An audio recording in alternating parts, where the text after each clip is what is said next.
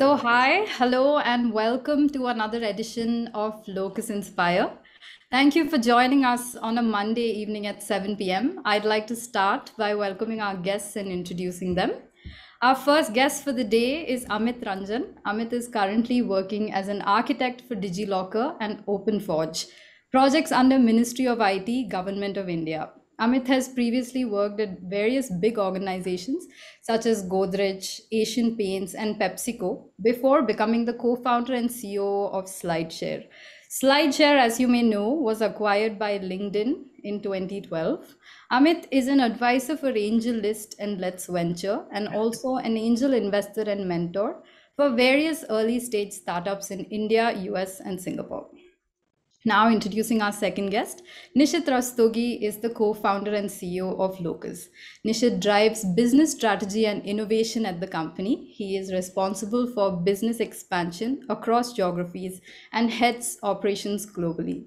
Before founding Locus, he worked with AWS. He also co founded RideSafe, a real time route deviation detection app for women's safety. He is also a published author in the field of experimental physics and holds patents in machine learning. Welcome, Nishit and Amit. A quick shout out to our graphic recorder for today, Santosh Nair. So, now moving on to the topic. Today, we will be discussing a very interesting topic, a founder's role in the new age workplace. This is particularly relevant because the corporate work culture is undergoing a major transformation. People's attitudes towards work is changing. This, combined with the freedom and flexibility that comes with technology, is confronting archaic workplace and management practices head on. There is more focus than ever on team culture and employee wellness.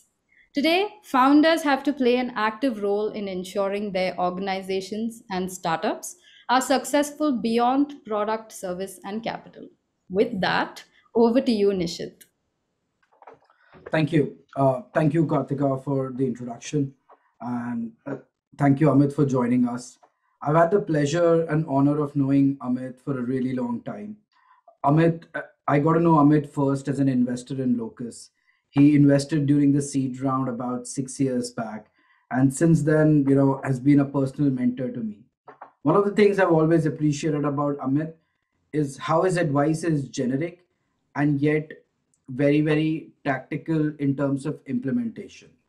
One of the things I often go back to is his advice on aligning the decision making with the team over the decisions, and to do that by simply editing the documents at the office over creating the documents, right?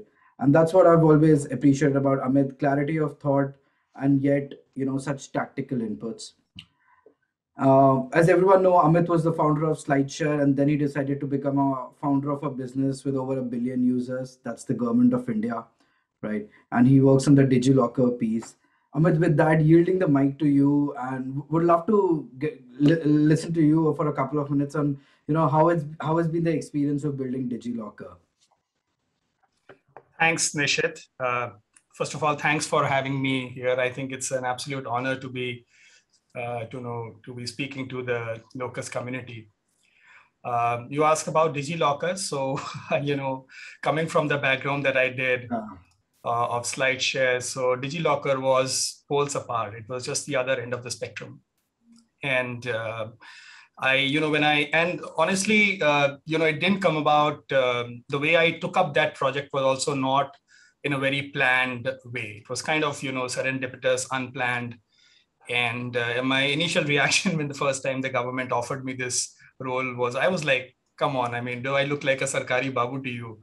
I mean, of course not. But then, I talked to a bunch of people. I have been a volunteer with iSpirit for many, many years. And I spoke to them. And then, it kind of finally led to a situation where I said, okay, let me take up this role.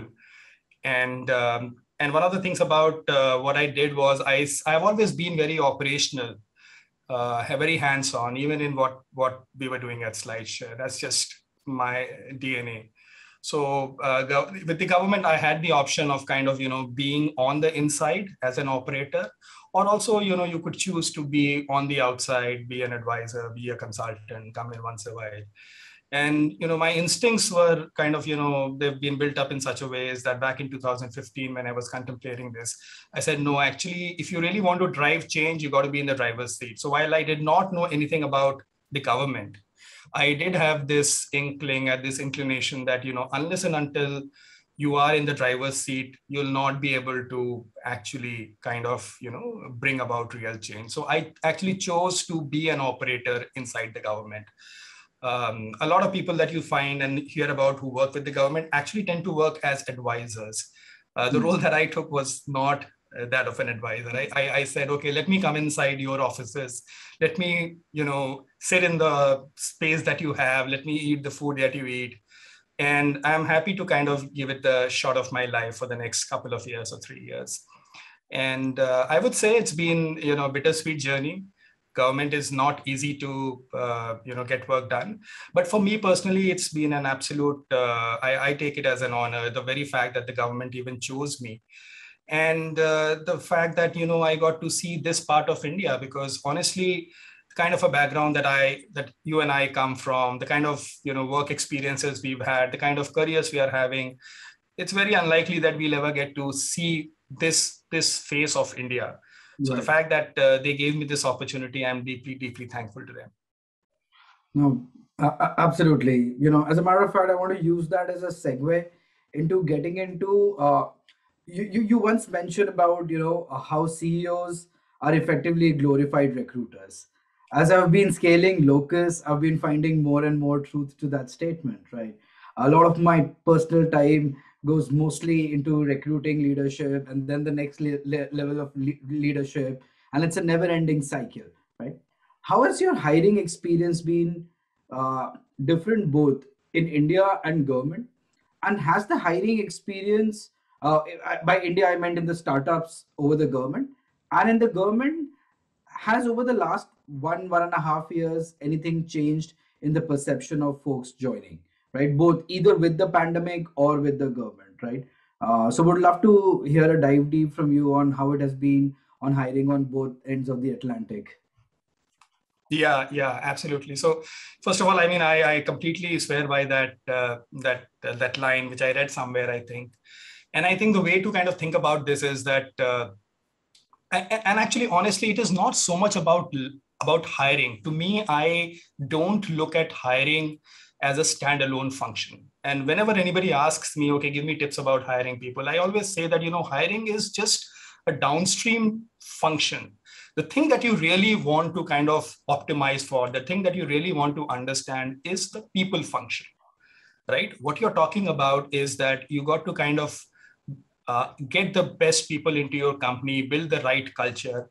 And the entry point for that is hiring, right? And, we are reminded of what Henry Ford said. I think one of his famous one-liners was that the most important thing in a company is its people, and it doesn't actually show up on your balance sheet. So it's kind of, this strange thing is that the most important thing in a company's existence actually does not show up in his balance sheet and profit and loss account. Right? So now coming to your specific question about hiring. So I think hiring back in a Slideshare or a startup context is obviously very different from what I've seen in the government. The government is kind of, it's kind of, you are heavily constrained in what you can do or what you cannot do. In the startup world, I don't think there are any constraints upon you. I mean, there might be monetary constraints early on when you are a very small startup. You really can't pay very high salaries. But beyond that, there aren't really any constraints in terms of how creative you can be, how you can innovate your way through, how you can actually think on your feet, which is very unlike the government. And the government, binds you in so many different rules and regulations. So you really don't have that opportunity.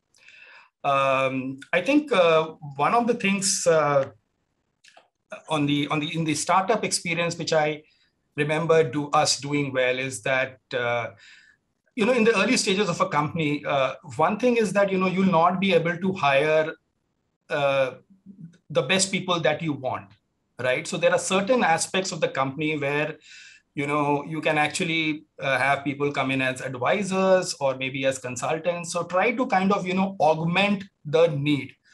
The reality is that you'll not be able to hire everyone. I'm talking very early stage. Think of a company which is 15, 20, 30 people. And you probably have some little money. So you really can't spend a lot of money in trying to hire the best available talent in the market. The best available talent in the market won't work for you. So I think the trick there is that you can hire good people. At the same time, there are certain functions, there are certain capabilities that you just cannot hire, and you try to kind of maybe have advisors. One of the things I remember we did was, so Guy Kawasaki, he was a very, he's a great marketing brain. And he was actually a very big figure in the field of communications and presentations. So, and he's a very famous, entity in Silicon Valley. So we would have loved to have him, but there's no way that, we could hire him. So we kind of, got him as an advisor, and he gave us very specific inputs. Right. So you kind of augment in-house capability with certain expertise that you really can't hire. When I came to the government, I realized that, actually what the way, and this is not just DigiLocker. If you look at what's happened with India Stack, if you look at some of these newer age projects, actually it's kind of a, partnership between the government sector and the private sector. And actually, I completely salute the government that they have really orchestrated and they have created innovative ways in which how they've gotten, people from the private sector in various capacities. Some people have actually come in on a paid capacity. They've joined as employees. Some people have come in as, somebody like Nandan Nilekani came in, and he was made a cabinet minister. Somebody like me who's kind of, taken a 3-year sabbatical from work and then work. So you'll find different cases. It's kind of, there's not one model, right? But the whole idea is that some of the inherent deficiencies from a manpower or a skill set perspective that you might have in the government, you augment that with specific talent from the private sector. And then, you kind of form a team, and the team actually kind of works together. So it's again been pretty much that same phenomenon, that same principle is that there's certain capabilities in-house in the government, and what you really can't hire given governmental constraints, you actually try to kind of, get people in a different way, appeal to their a different instinct of theirs, showcase the role that these projects might have in the country's future, and then kind of try to build a team which kind of mixes and matches those two capabilities. Have you found it easier to impart a sense of purpose on the government side over the private side? Like, everybody talks about the benefits of hiring on the private side, but just focusing on on the benefits of hiring people on the public side.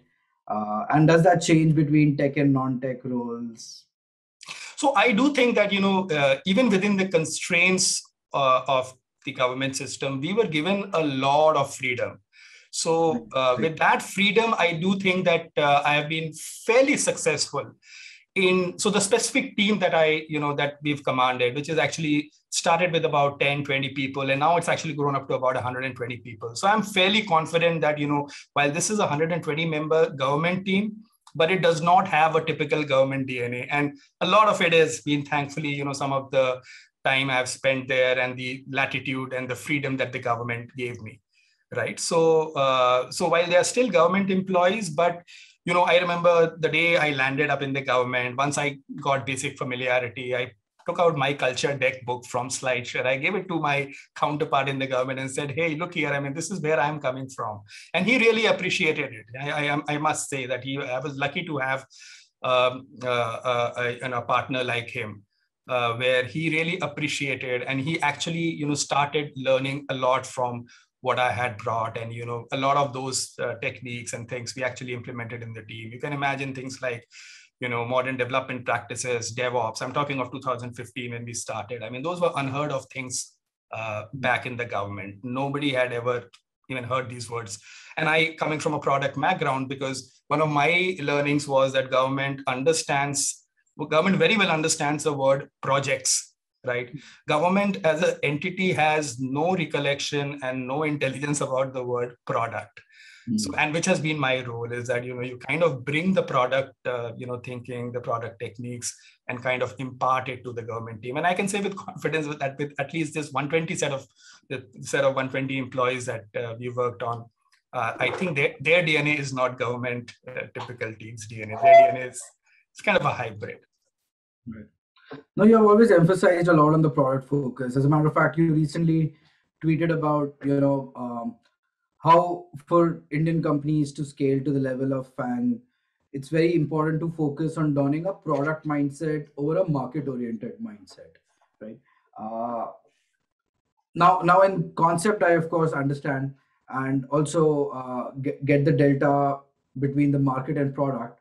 But often market is equal to listening to the customers, and equal to listening to the customers can be building a great product. So what are some tactical differentiations between the thing, right? Like when faced with a choice, like what would be a good example of a product mindset versus a market mindset?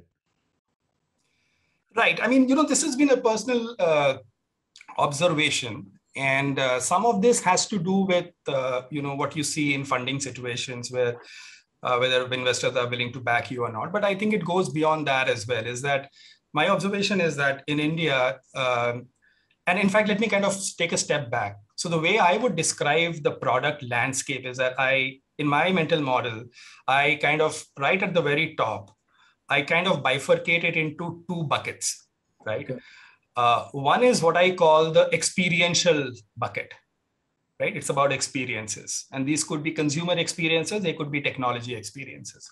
And the second is what I call the transactional bucket, right? And in transactional bucket, what you're increasingly seeing is that, there is some process which is happening in the offline world.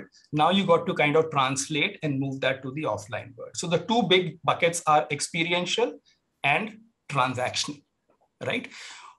I see what I notice in India is that there is a lot of innovation. There's a lot of action in the transactional buckets. And I think the ecosystem by and large is doing a fabulous job in that bucket.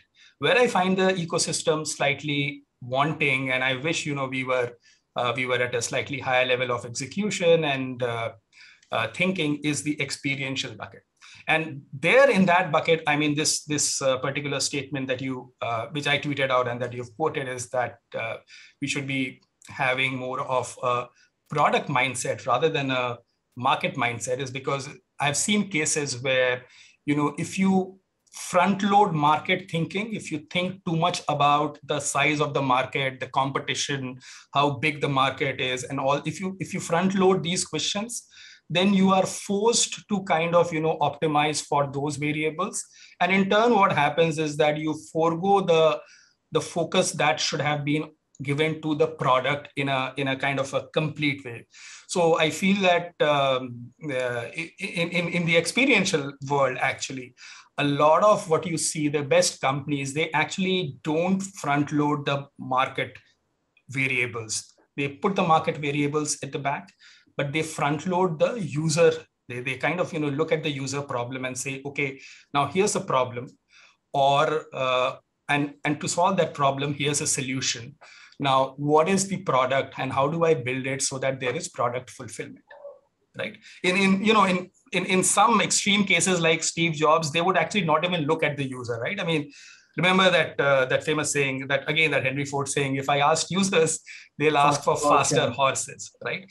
But those are again few and far between. I mean, product visionaries like Steve Jobs and Henry Ford are few and far between. For most mortal human beings, they would kind of look at users.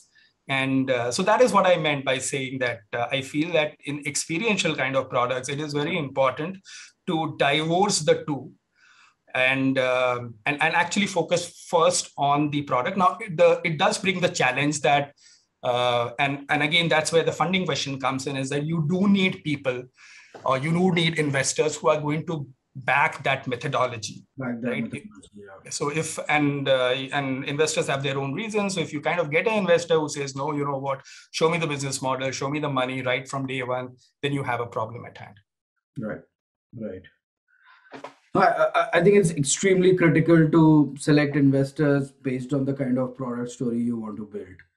Yeah. Even in our case, fortunately, because we had investors who had previously built enterprises business themselves, they were patient enough to afford our long sales cycles, especially early on. Right. Switching the dimension from private and public to just time, right? Both pre-pandemic as well as the level of a consumer expectation with tech products in the last 5 years, right? How has product development or design interfaces, according to you, changed over the last 5 years? Like, what would be, say, your P0 priority 5 years back, which is probably not a P0 or as something, or is it the same?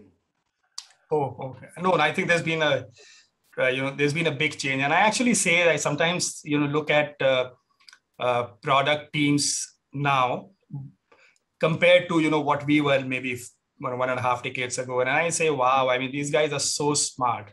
I mean, I almost get a sense of inferiority complex when I look at the teams. This is just, and I think, and I've tried to actually understand why is that the case, and I feel that one of the reasons, I don't think it explains the entire phenomenon, but one of the things is that going back to the era where when I started off, which is like 2004-5, the medium itself was new, first of all. And within the medium, the verticals themselves were also kind of, fairly new, right? So a lot of time was essentially spent in understanding the medium, B, then understanding the domain or the vertical inside the internet medium, and then figuring out what works, what doesn't work.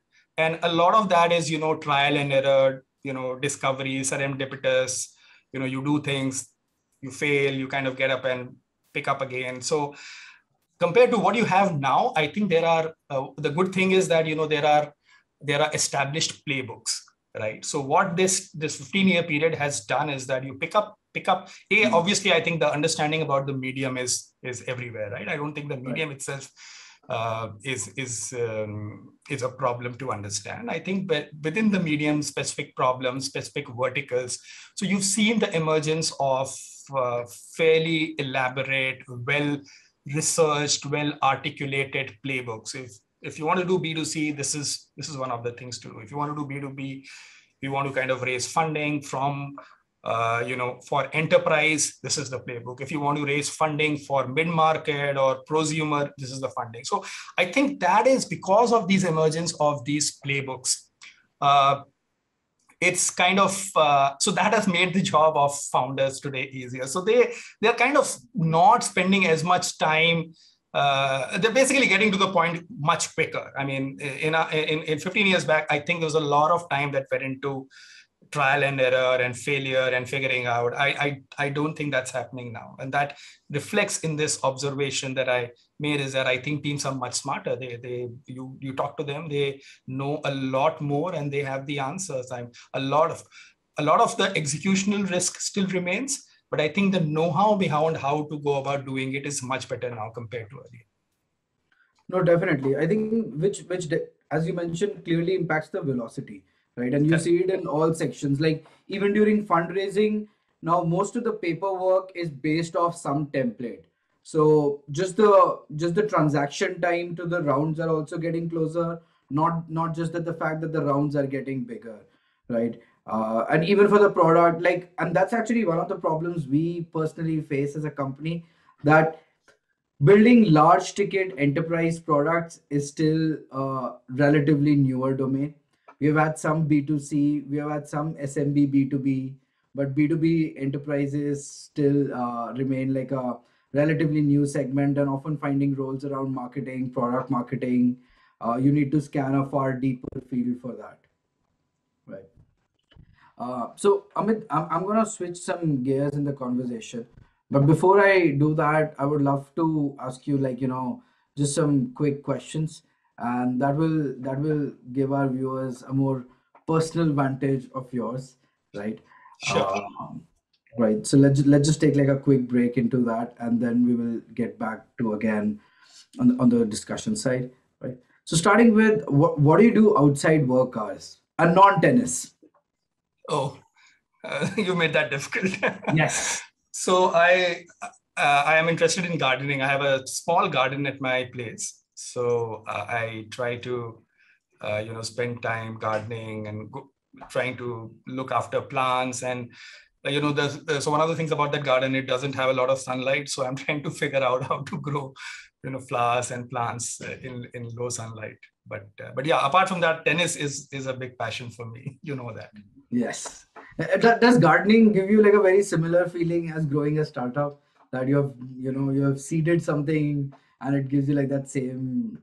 Absolutely, absolutely. I actually had a tweet that this was about 3 months back. So because my garden has less sunlight, so I have been trying to grow, a rose plant and chrysanthemums, and I've been trying to do it for the last 4 years. And I've never succeeded, and it always kind of ends up in a disaster. And then I kind of figured out that one of the things I could just do was to just take up the flower pot and move it around and kind of A/B testing, where and honestly, this is the first year where actually I was able to grow the roses, and it is all due to A/B testing. It's just I've kind of figured out that by moving around the flower pots, I've been able to figure out the spot where the sun is bright enough. Any recommendations for books? What books are you reading right now or have recently read? Honestly, and I hate to admit this, but this is what the internet has done to me. It's just shortened my attention span to such an extent that I don't read as much. Uh, I do kind of watch a lot of things on the internet. I've also picked up Audible, so I listen to audiobooks. One of the recent books I read was again this is Rafa Nadal's autobiography, My Story. That was great. I spent a lot of time going through it and just trying to, I mean, his what he talks about in the book is so widely applicable. He talks about the intensity with which he plays, right? And you can see that when he sits down in between breaks, and he has this specific. If you notice something about Rafa, is that he will have these 4 or 5 different bottles, and every time he goes during the break between tennis games, he will arrange those bottles in a particular configuration. They are always in the same configuration, right? And then he explains in the book why he does that. Interesting. Uh, you're reasonably active on Twitter. What is a person that comes to your mind as a definite follow for on Twitter? Like who's somebody you enjoy? I think Elon Musk is very entertaining. Honestly, I won't be able to name many people that I follow very intently. I just generally go with the flow. But Elon Musk he's such a personality, and the kind of things he does, he's really entertaining. I don't want to miss any of his tweets. Nice. One tech product, one of the best tech products to come out of India in last 5-10 years, off the top of your head. So I think in the internet space, there's I mean, again, I would say consumer. So I think Zomato has done a very good job amongst the big ones. I really like what they have done going back to 2007, 8. So they completely created that category. I think in the tech experience space, I think what I've read and understood, I don't know them though, is Postman has done a fantastic job. Again, this is very innovative, very creative, starting from first principles thinking. One of the companies in this SaaS, prosumer space is this company called SignEasy. Okay. Yeah. This is the digital signature company, and while it's a smaller market, but I think their execution has been fantastic. I think it's a truly world-class product. So there are these pockets of brilliance coming out of India for sure. Very nice. Awesome. Going back into time management, but before I do that, I want to pick a couple of questions, from the audience, and something I've personally been also eager about. What are things that startups and private sector can learn from the government? Right? It could be about anything: hiring, product, building, scaling, deploying, right? But what are some of the experiences that you found, yeah, that we can copy or learn? Okay, so let me. I think so that's an interesting question. I mean, and I'm not talking about the obvious things like scale and all. That's obvious, right? It's kind of it's not even worth. I think one of the differences that I've felt, and it's kind of a deeper thing, and it's kind of surprised me as well, is that I think the government, and this is especially about new ideas, new products, the thinking behind it, the model behind it. I feel that in the startup world, you can bullshit around with a lot of people. You can just throw things around, and you don't get questioned adequately enough till the very end. I don't think that is possible with the government. I think their ability to detect BS is far better. They'll confront you with deeper existential questions straight on. I've seen this many times, is that, they'll immediately ask you, like pricing decisions, right? How do you kind of price? I mean, I have worked for 15 years in this startup ecosystem. And yet, when I went into the government and some of the questions they would put right up front there, I'd say, wow, you know what? I mean, this is what I would have imagined would be thrown at me 5 years after I would start a product. But their thinking is on some of these issues is very clear, and they'll immediately confront you with the right questions. That is something I really appreciate about the government, is that generally you can't push it around with them a lot, honestly. I think you can do that much more in the private sector, and especially in the startup world. That's definitely a non-intuitive answer. Like, I wouldn't have imagined that, but I can see it. Yeah. So all of us at Locus in general, and many folks from the audience as well, are just trying to become better managers. Many of us are first-time managers, right? And I want to now spend the second section of today focusing on how do we become better managers along the dimension of both managing our own time, managing our people, building trust with them, and of course, with the subtext that building trust in a remote or a hybrid model is a little more hard than it was when everybody was co-located, right? So how do we focus on leading better teams and managing our own time better? That's the theme of the second piece. We can pick it in any order. Right. I mean, obviously productivity and time management, these are concepts and things that obviously are affect everyone.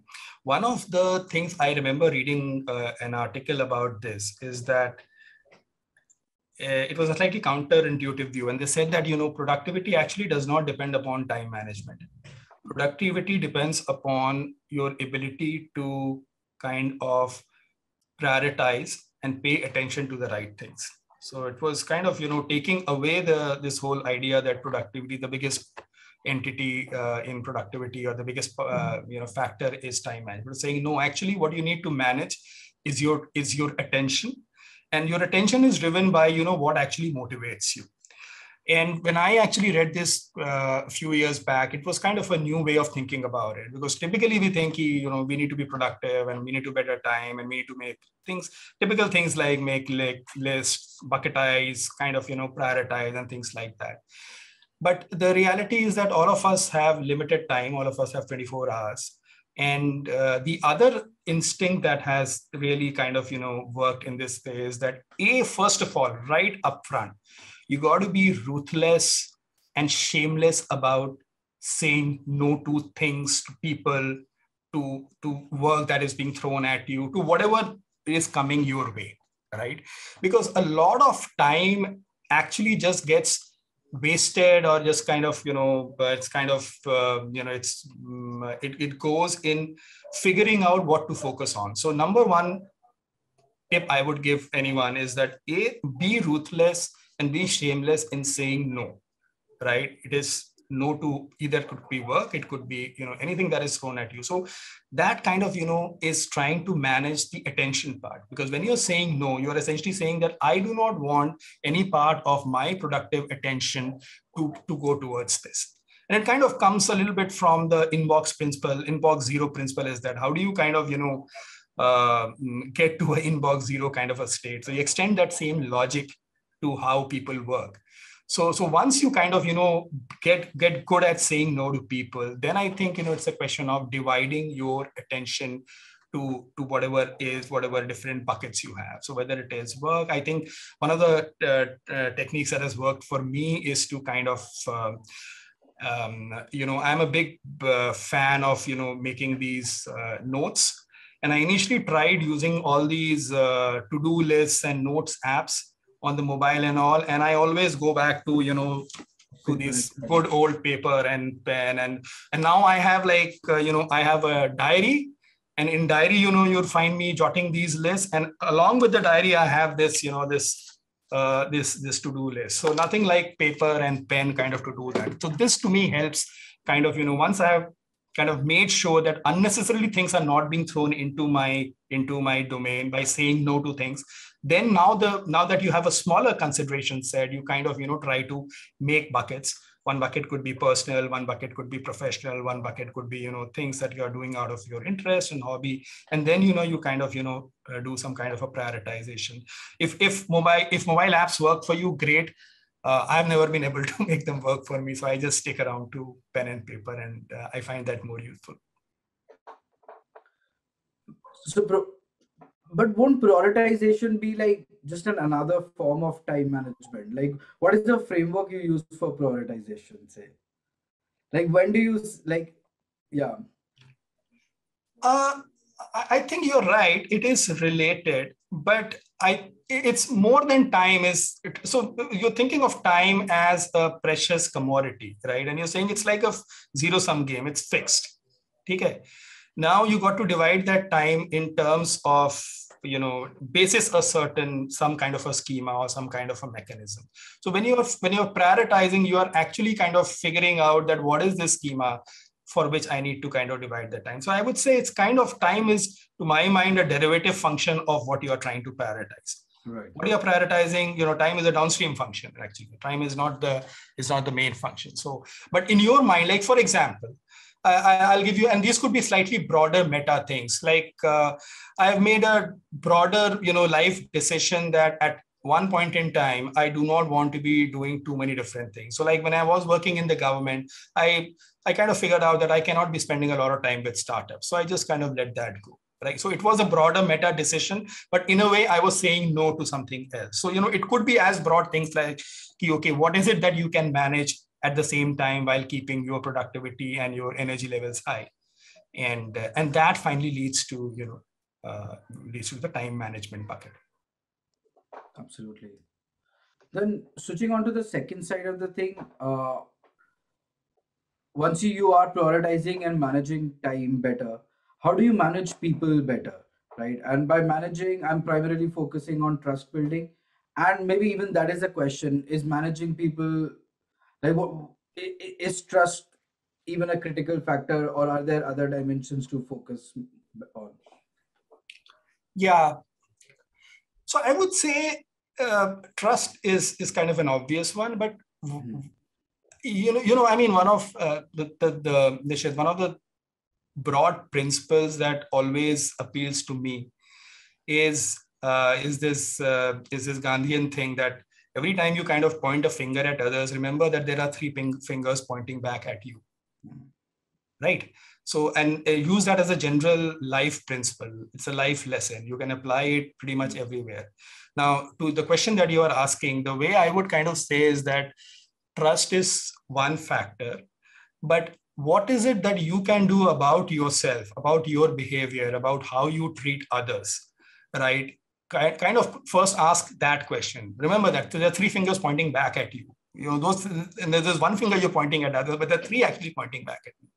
So those three fingers have a disproportionate impact. They can have a disproportionate impact on how you function as a professional, how the kind of an impact you have, the kind of work you do. So I kind of always I'm driven by that, and I would kind of say that beyond trust, the other important things are like do you come across as a real, as an authentic, as an open, transparent person, right? So first try to get some of those or maybe variables right.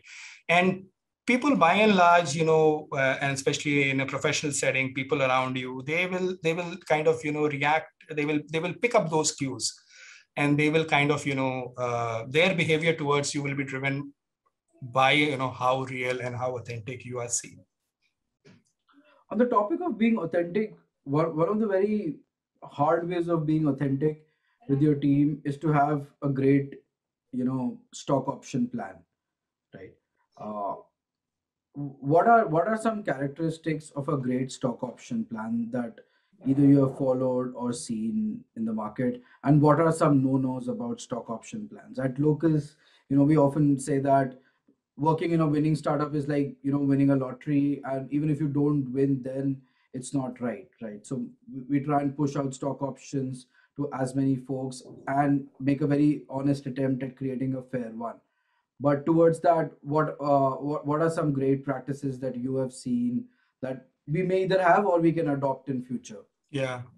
So honestly, some of my learnings about ESOPs and stocks in general, I've picked up those from Silicon Valley. I mean, this was not something that I was kind of privy to in my previous career, and so when I came into the startup world, this was completely something that I saw. And my sister, who was the Slideshare CEO, and she used to tell me a lot about it. So a lot of my learnings came from there.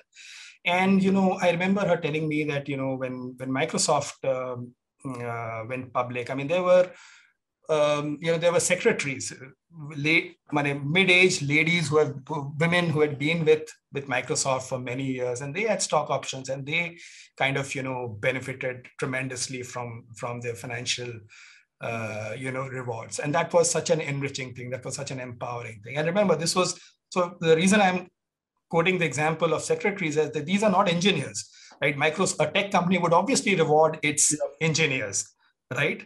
But this is even going down to that level. So I think that kind of left a pretty deep impression on me. I can say with fair degree of confidence now that startups are, about especially from an employee perspective and employee compensation and motivation perspective, startups are a lot about employees feeling that this is my company, right?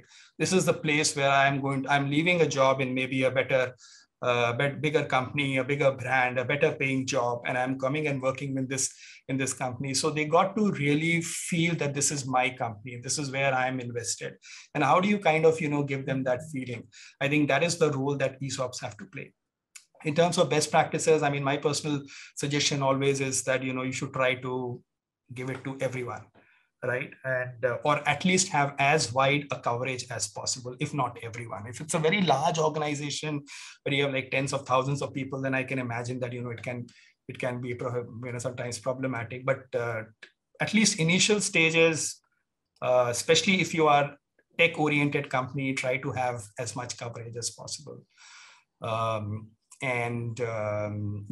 other thing that and this was, I think it was a Twitter thread that I put out some time back, and there was a lot of debate around that about how do you. Again, the good practice is that you should separate.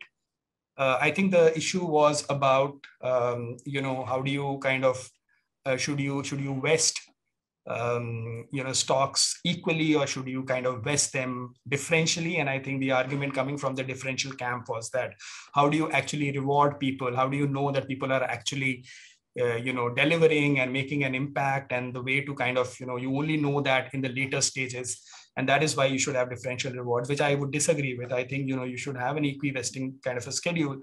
If you really want to do something differential, then you can actually give bonus ESOPs.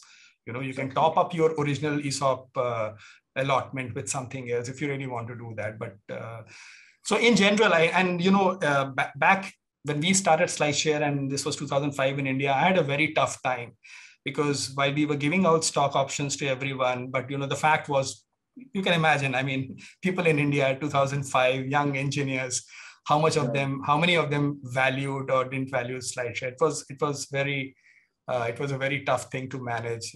But now I think, it's obviously 2021. We are in a completely different era.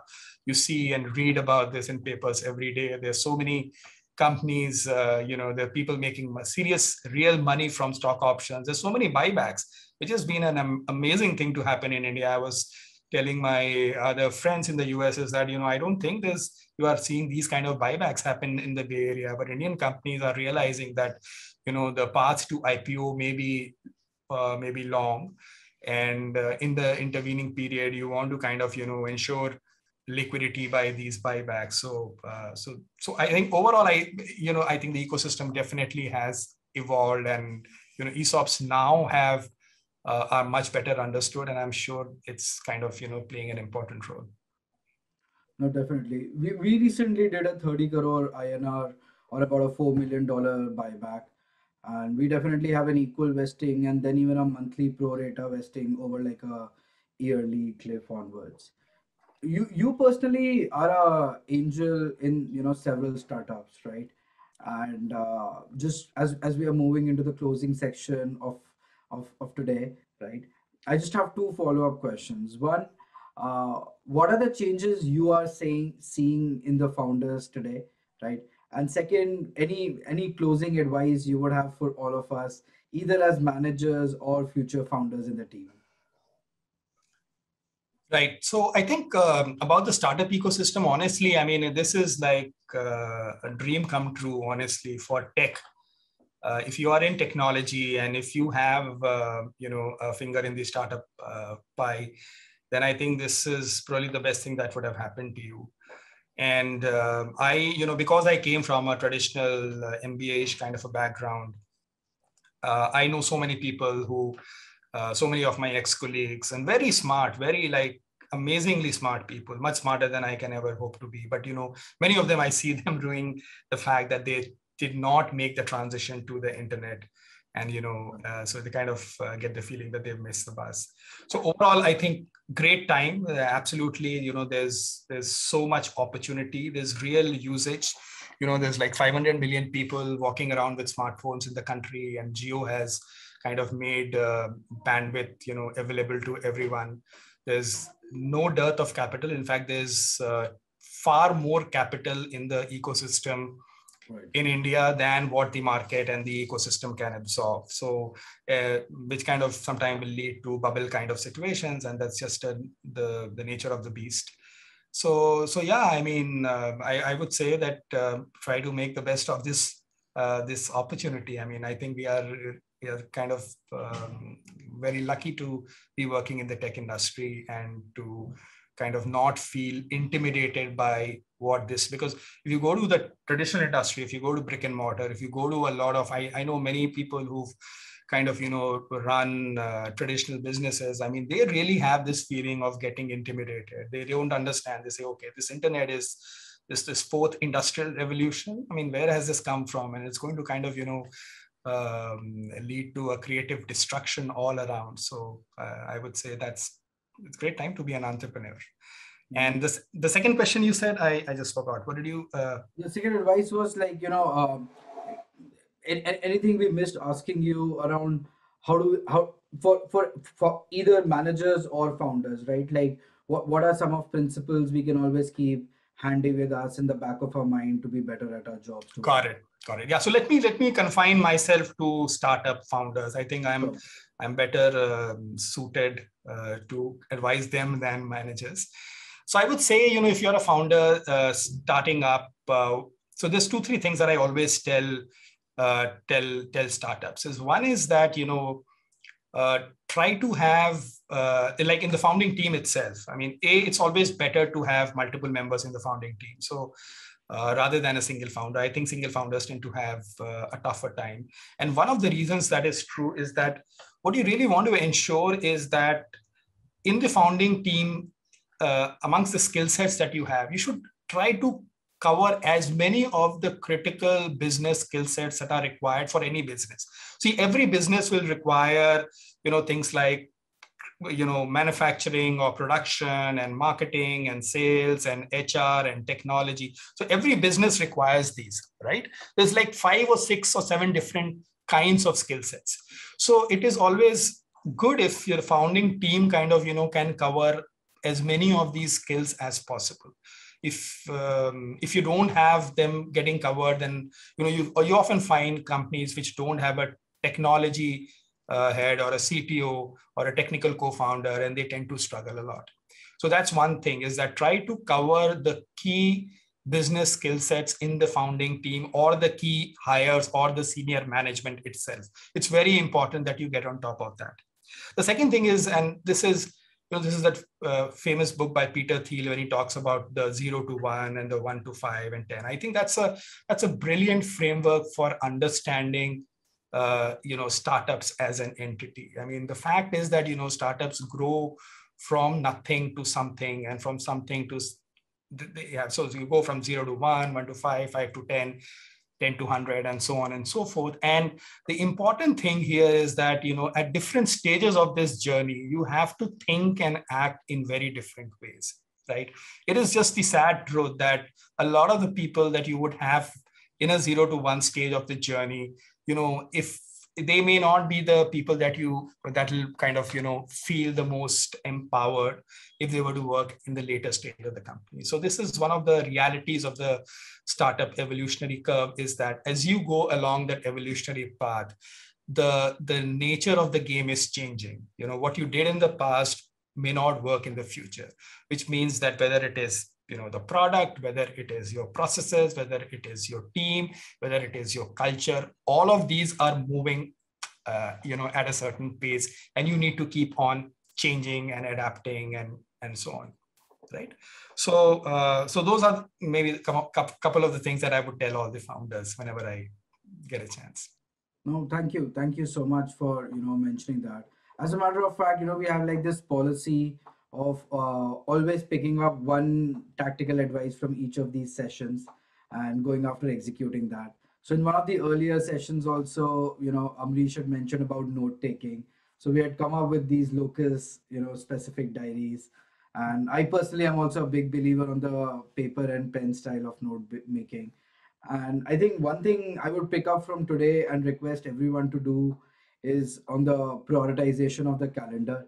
Maybe at the start of every Monday, look at your calendar and see, is there a meeting you can substitute with an email, right?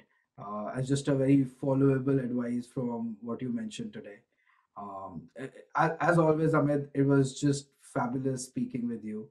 And as I mentioned, like one of the things I've always appreciated is how generic and yet followable your advices are. And I hope the team enjoyed it as well.